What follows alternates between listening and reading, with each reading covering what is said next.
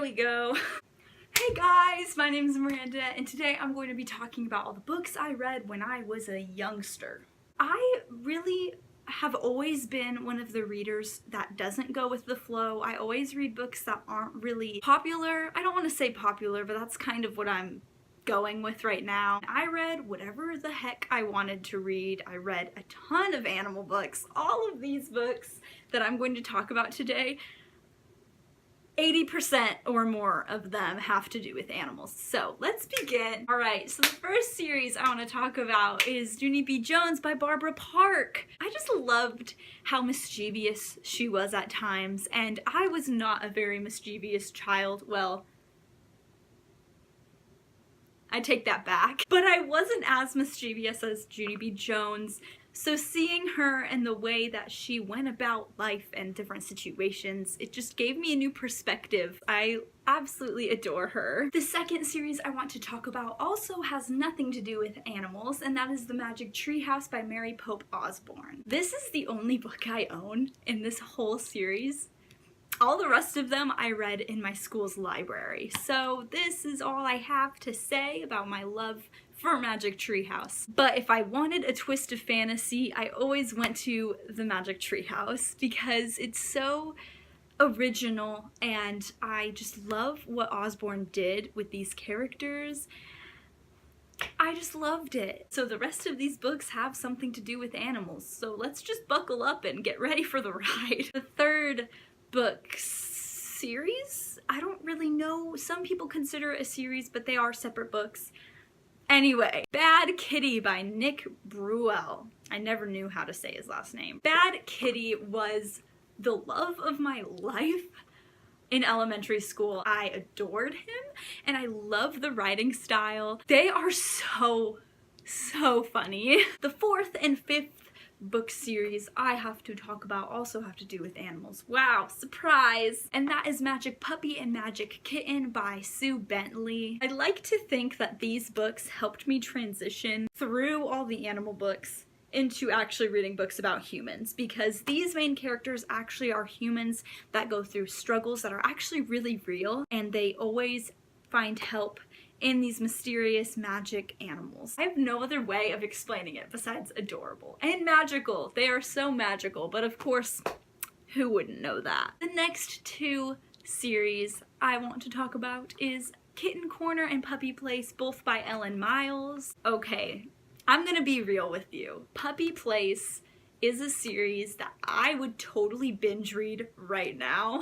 Ellen Miles has been one of my favorite authors ever since I was young. I actually wrote a letter to her one time, and I drew a picture of my dog, and I told her how much I loved her books and how I always wanted her to keep writing, and she even inspired me to start writing kids books too. I really didn't actually get into Kitty Corner as much as I was into Puppy Place, but still, these books, they hold so much of my heart. I just adored the way that the characters saved animals, and actually in Puppy Place, at least, I don't remember a lot from Kitty Corner, but in Puppy Place, the mom of the two main characters is a veterinarian, and that just inspired me so much as well. Ellen Miles really helped my love for animals flourish when I was younger. Alright, we're down to the last three, and these three are my absolute all-time favorites from when I was younger. The eighth series I will be talking about is Swindle by Gordon Korman.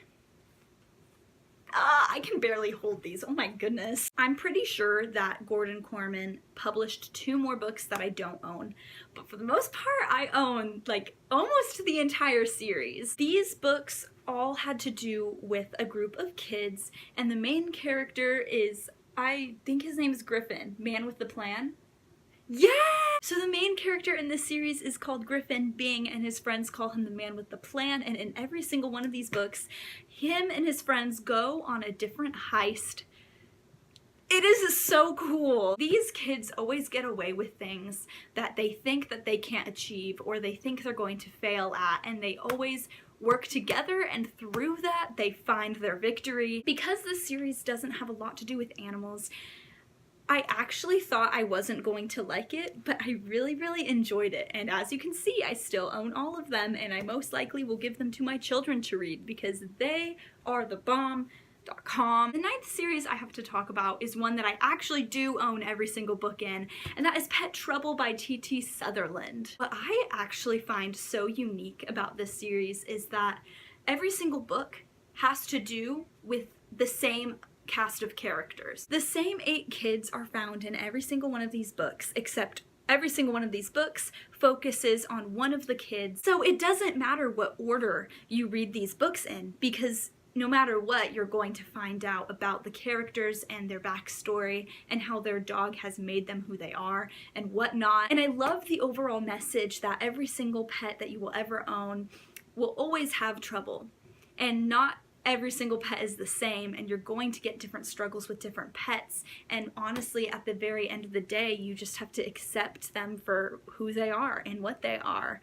And it was just very, very cool in that aspect. Time for the 10th and the last book series. I cannot even begin to explain my adoration for this series. I read this when I was in junior high, and it has all to do with animals, but I would totally still read it again, and that is The Last Dog series by Christopher Holt. This series is all about a group of dogs who have to work their way through the post-apocalyptic world. Basically what happens is all of the humans disappear and none of the dogs know why or where they went. They band together like humans would if the apocalypse were to happen, and it is so cool to see this twist of a post-apocalyptic plot. I do own all 4 of the books, but I haven't touched the last 2. I really, really want to. I feel like one of these days I'm gonna sit down and read this whole series again, because honestly, I actually love it. I would totally not be ashamed of taking this book somewhere with me to read. Like, honestly, it is so cool. This series has a home in my heart. Let me just tell you. Alright guys, that's gonna be it with this video. I love you all. Please be safe, make good choices, and I will see you next Monday. Please, no, please don't. Please, oh my gosh. I'm a mess.